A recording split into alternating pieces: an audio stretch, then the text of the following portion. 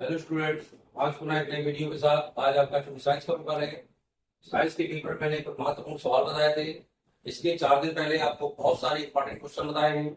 वो आप important question पढ़ेंगे तो आपसे निश्चित रूप से पेपर आपका तैयार होगा, पेपर बनेगा। एक परीक्षा में महत्वपूर्ण क्वेश्चन आता है, गति का द्वितीय नियम है F बराबर ma, यानी सिद्ध करो। F का मतलब होता है फोर्स, फोर्स माने बल, बल बराबर आता है द्रव्यमान गुणे त्वरण।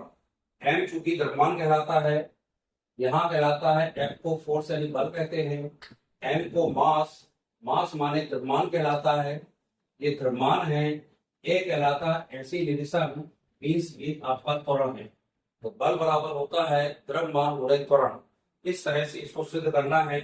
सबसे पहले सिद्ध करने के लिए परीक्षा में आएगा, सिद्ध कीजिए, सिद्ध कीजिए F बराबर ma। या कभी कभी आ सकता है गति के द्वितीय नियम को सिद्ध कीजिए या गति के द्वितीय नियम की व्युत्पत्ति कीजिए। तो आप कहां से स्टार्ट करेंगे? सबसे पहले लिखेंगे माना कि, ध्यान रखिएगा, अच्छे समझिए इसको। माना कि m द्रव्यमान, माना कि द्रव्यमान को क्या मानते हैं हम? m मानते हैं। m द्रव्यमान का पिंड, यानी कोई भी एक पिंड है जिसका द्रव्यमान क्या है? m है। u वेग से गतिमान हो, u वेग से गतिमान है। यानी u वेग का मतलब है, हमने बताया था u कहलाता है प्रारंभिक वेग। कहां से ये वेग प्रारंभ होता है, यानी वस्तु कहां से चलना प्रारंभ होती है, वो कहलाता है आपका प्रारंभिक वेग। प्रारंभिक वेग मतलब इस वेग से गतिमान है या गतिशील है। इस पिंड पर, इस पिंड पर F बल, यानी बल को हम क्या माना? F माना। F बल आरोपित करने पर, आरोपित यानी लगाने पर, आरोपित करने का मतलब है लगाने पर, आरोपित करने पर t समय पश्चात, आरोपित करने पर t समय पश्चात। थोड़ा ध्यान दीजिएगा, हमने यहां से चलना प्रारंभ किया तो ये हो गया u। क्या हो गया? u यानी प्रारंभिक वेग। t समय पश्चात, हमने t की समय है, t समय पश्चात हम कहां पहुंच जाएंगे? एक नियत स्थान पर पहुंच जाएंगे। तो वो आपका होगा अंतिम वेग। क्या होगा? t समय पश्चात इसका वेग, इसका वेग ही हो जाता है। अब बार बार ध्यान की उदाहरण बता रहा हूं आपको। v मतलब होता है अंतिम वेग। v क्या है? ये अंतिम वेग है। फिर सुन लीजिए, माना कि कोई एक द्रव्यमान, कोई वस्तु है जिसका द्रव्यमान हमने m माना है। द्रव्यमान माने मास, उसका मास क्या है? कोई भी वस्तु है द्रव्यमान, या माना कि m द्रव्यमान का कोई पिंड u वेग से गतिमान है। u माने प्रारंभिक वेग, कहां से चलना प्रारंभ कर रहा है, u वेग से गतिशील है। इस पिंड पर, जब उस पिंड पर हम बल देंगे, क्या देंगे? बल देंगे। यानी कोई भी वस्तु हमको लगाना, हटाना है या चलाना है तो उसमें बल देना पड़े। साइकिल चलाते हैं तो बल देते हैं, गाड़ी चलाते हैं बल देते हैं। यानी F इस पिंड पर F बल आरोपित करने पर अब कोई ना कोई समय तो लगेगा। जब एक स्थान से दूसरे स्थान पर कोई चीज पहुंचेगी तो उसमें निश्चित रूप से समय लगता है। जब समय लगा तो समय मतलब क्या है? t समय पश्चात इसका वेग क्या हो गया? v हो गया। तो वस्तु का, वस्तु का प्रारंभिक वेग, ध्यान रखिएगा अच्छे से, प्रारंभिक वेग को हमने किससे व्यक्त किया है? u से। प्रारंभिक वेग को हमने u से व्यक्त किया है। और द्रव्यमान एक पिंड है, इसका प्रारंभिक वेग क्या हो जाएगा? m into u। समझिए फिर से अच्छे से। माना कि m द्रव्यमान का कोई पिंड है, उस पिंड पर हमने F बल आरोपित किया, और F बल आरोपित करने पर t समय पश्चात, यानी कोई समय t है, t समय पश्चात उसका वेग क्या हो गया? v हो गया। तो वस्तु का प्रारंभिक वेग क्या होगा? m होगा। और t समय पश्चात, t समय पश्चात वस्तु का अंतिम वेग, अंतिम वेग को मैंने बताया किससे व्यक्त करते हैं? v से। अंतिम वेग क्या हो जाएगा? m into v। इसको ध्यान रखिए अच्छे से। यानी वस्तु का प्रारंभिक वेग क्या होगा? क्योंकि m द्रव्यमान है, m द्रव्यमान में u कोई प्रारंभिक वेग है जिस पर वस्तु चलना प्रारंभ करती है। पश्चात t समय पश्चात, यानी समय, कुछ समय बाद कहां पहुंच जाती है? अंतिम वेग, वेग स्थान पर पहुंच जाती है। तो उसका वेग क्या हो जाएगा? mv हो जाएगा। क्या हो जाएगा? mv, यानी द्रव्यमान गुणे अंतिम वेग। तो यहाँ क्या होगा? द्रव्यमान गुणे प्रारंभिक वेग। ये ध्यान रखिएगा। t समय पश्चात अब आएगा t समय पश्चात, अब टी समय पश्चात संवेग परिवर्तन, संवेग परिवर्तन। आपको पता है ये संवेग परिवर्तन की दर क्या कहलाती है? त्वरण कहलाती है, एक्सीलरेशन। उसको हिंदी इंग्लिश से कहते हैं एक्सीलरेशन, हिंदी से कहते हैं त्वरण। यानी टी समय पश्चात संवेग परिवर्तन क्या हो जाएगा? जो अंतिम वेग है, अंतिम वेग में प्रारंभिक वेग घट जाता है। क्या हो जाता है?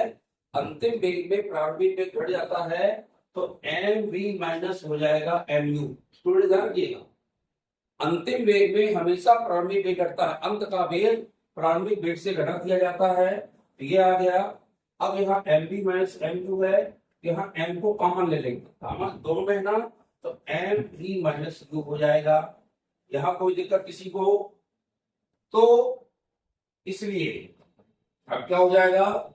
संवेग परिवर्तन की दर, अब हमने बताया संवेग परिवर्तन की दर क्या कहलाती है? कहलाती है त्वरण, यानी ए बराबर संवेग परिवर्तन की दर कहलाती है त्वरण। हमेशा ध्यान रखिएगा। तो त्वरण बराबर क्या हो जाएगा? v minus you upon T. क्योंकि टी समय के साथ है ना, तो v माइनस यू अपॉन क्या हो जाएगा? टी हो जाएगा। ये ध्यान रखिए, बराबर किसके हुआ? ए के। ए बराबर होगा v minus you upon T. संवेग परिवर्तन की दर, संवेग परिवर्तन की दर, लेकिन संवेग परिवर्तन की दर क्या है? लेकिन संवेग परिवर्तन की दर आपका क्या माना था मैंने? एम द्रव्यमान माना था, एम इंटू क्या हो जाएगा? ए हो जाएगा। संवेग परिवर्तन की दर त्वरण कहलाती है ना, कोई वस्तु हमने द्रव्यमान पर ले लिया एम, तो एम इंटू क्या हो जाएगा? ए हो जाएगा। एम इंटू हो गया ए। न्यूटन के, अब लिखेंगे न्यूटन के गति के द्वितीय नियम, द्वितीय नियम से, द्वितीय नियम क्या हो जाएगा? बल समानुपाती होता है संवेग परिवर्तन की दर, बल समानुपाती संवेग परिवर्तन की दर, यानी बल के समानुपाती क्या होती है? संवेग परिवर्तन की दर। संवेग परिवर्तन की दर क्या कहलाती है? त्वरण कहलाती है। तो बल समानुपाती क्या हो जाएगा? बल समानुपाती क्या? संवेग परिवर्तन की दर क्या लिखेंगे? ये है ऊपर, संवेग परिवर्तन की दर क्या है? एम इंटू ए। तो हो जाएगा एफ समानुपाती एम इंटू ए। जब एफ समानुपाती होगा तो समानुपाती चिन्ह हटाते हैं तो एक स्थिरांक आता है, कांस्टेंट कहलाता है। तो एफ बराबर हो जाएगा, कांस्टेंट को मान लिया हमने के, तो क्या क्या हो गया? के एक हो गया स्थिरांक। यहां लिखेंगे जहां की के एक स्थिरांक है, कांस्टेंट है, ए क्या है? स्थिरांक है। एफ बराबर के हो गया।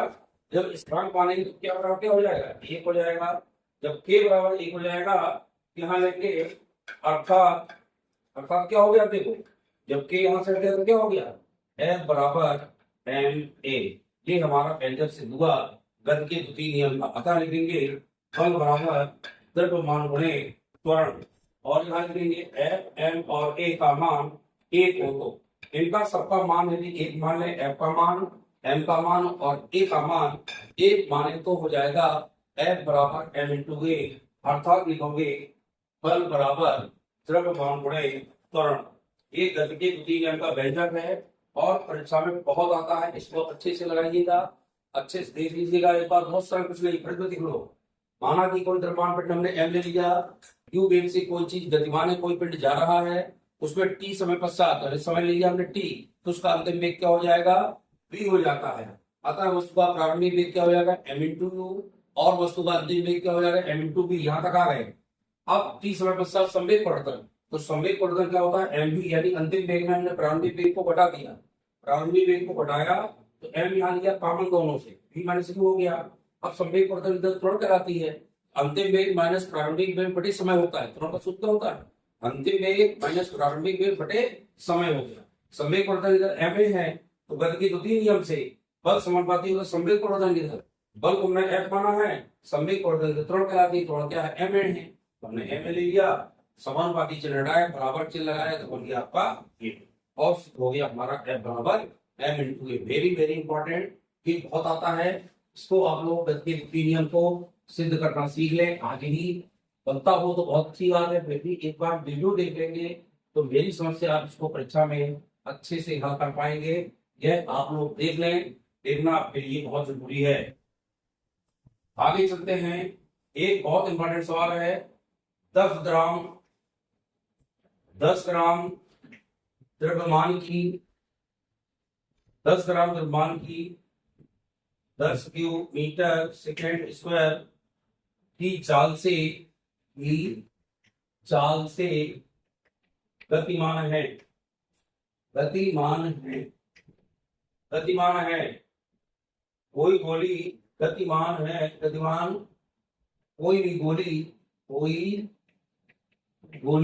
गतिमान है कोई गोली किसी रेल के बोरे में टकराकर टकराकर टकराकर 5 सेंटीमीटर तक धस जाती है। कितनी धस जाती है? 5 सेंटीमीटर तक धस जाती है। 5 सेंटीमीटर तक धस जाती है तो परिकलित माने मान निकालिए। किसका? रेल द्वारा गोली पर लगाया गया बल। रेल द्वारा गोली पर लगाया गया बल। पहला तो आपको निकालना है रेल द्वारा गोली पर बल। दूसरा लगाना है गोली को विरोध में आने में लगा समय। गोली को विराम में आने पर लगा समय। दो चीज निकालना, हमको समय भी निकालना है और उसका बल निकालना है। बहुत मुश्किल क्वेश्चन है। सबसे पहले हल लिखेंगे और हल में तुरंत दिया है लिखा करो। क्या लिखा करो? दिया है। दिया में क्या लिखोगे? सबसे पहले गोली का द्रव्यमान। क्या लिखोगे? द्रव्यमान को हमने अभी पढ़ा है, किससे व्यक्त करते हैं? एम से। एम बराबर कितना दिया स्टूडेंट्स? 10 ग्राम दिया है। 10 ग्राम को निकालेंगे किलोग्राम में तो 1000 का भाग देंगे तो निकलेगा हमारा 0.01 किलोग्राम। ध्यान रखिएगा, 1 किलोग्राम निकालना है तो 10 ग्राम को निकालोगे तो बहुत बड़े भाग तो हुए तो निकलेगा 0.01 किलोग्राम। अब लिखेंगे गोली का प्रारंभिक वेग। क्या लिखोगे? गोली का प्रारंभिक वेग इससे व्यक्त करते हैं यू से। तो प्रारंभिक वेग कितना है? 10 की घात क्यूब मीटर प्रति सेकेंड। हिंदी से लिखो। और गोली का अंतिम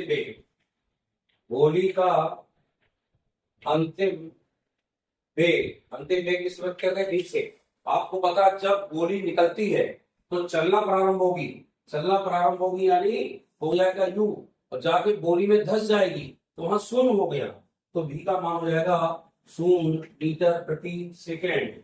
क्लियर हो गया? तय की गई दूरी गोली द्वारा बोरे में तय की गई दूरी कितनी है? दूरी एस से व्यक्त करते हैं। एस बराबर 5 सेंटीमीटर। 5 सेंटीमीटर को मीटर निकालेंगे इसका 100 का भाग होगा तो निकलेगा 0.05 मीटर। ये मीटर निकल आया और ये हमारा किलोग्राम निकल आया। ध्यान रखिएगा, जब ये निकल आया तो क्या करना है पता है आपको? क्या निकालना है? बल F बराबर क्या करना है और लगा समय T बराबर भी ज्ञात करना है। अब यहाँ लिखेंगे हम जानते हैं। सबसे पहले हम जानते क्या हो? तुम गति के तृतीय समीकरण से। क्या लिखोगे? गति के तृतीय समीकरण से। तृतीय समीकरण क्या होता है? v स्क्वायर बराबर u स्क्वायर प्लस 2s। उल्टा लिख सकते हैं 2s बराबर v square minus u square. इसमें लिखेंगे इस सूत्र में ये जरूर भाषा लिखा हो उपरोक्त मान रखने पर। जब उपरोक्त मान रखेंगे तो ध्यान रखिए यहाँ क्या लिखा 2।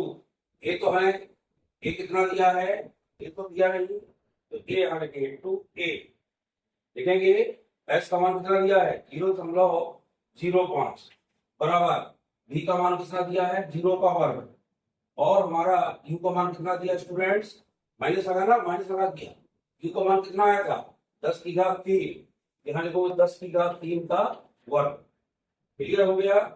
अब इसको इसमें बड़ा करेंगे, 2 में 2 पंचे 10, कितना निकलेगा 0.1 निकलेगा।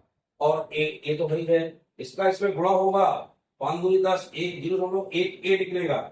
एक आ गया बराबर क्या हो जाएगा 10 की घात 3 में होगा तो बड़ा 3 दूनी 6, 3 दूनी 6 हो गया।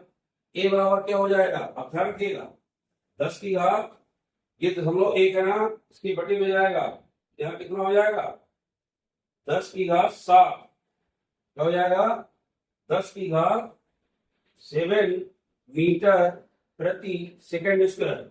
ये आपका एसिलेशन निकला है, त्वरण निकला है, क्या निकल आया त्वरण निकल आया 10 की घात 7।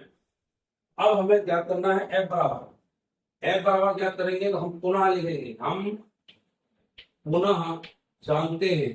अब पुनः क्या जानते हो, एफ बराबर m/a, फिर लिखेंगे इस सूत्र में उपरोक्त मान रखने पर, अब इसमें मान रख दीजिए एफ बराबर एम का मान कितना है, मान रखिए एफ बराबर एम का मान कितना है 0.01 है ना, इंटू ए का मान हमारा कितना निकला 10 की घात, इंटू हो गया 10 की घात 7 और इसका गुणा करिए, इसमें घटेगा और आंसर निकल आएगा एफ बराबर 10 की घात 5 न्यूटन।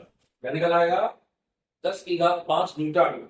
इस तरह से आपका ये सवाल इंपॉर्टेंट है, कभी कभी सवाल आ जाता है। ये सवाल चूंकि टफ था तो हमने बता दिया है आपको।